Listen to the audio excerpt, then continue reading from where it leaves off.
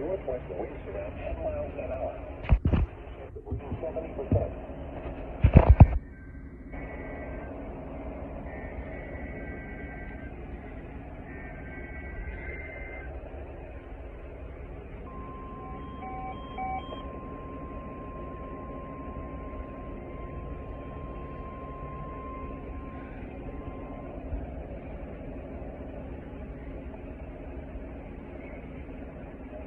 This is a test of NOAA Weather Radio's warning alarm systems.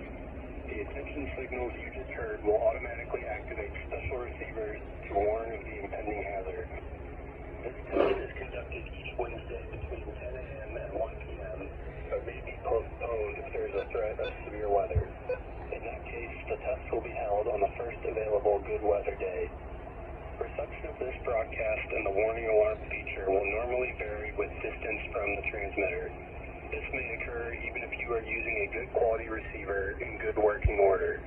We now return to regular programming.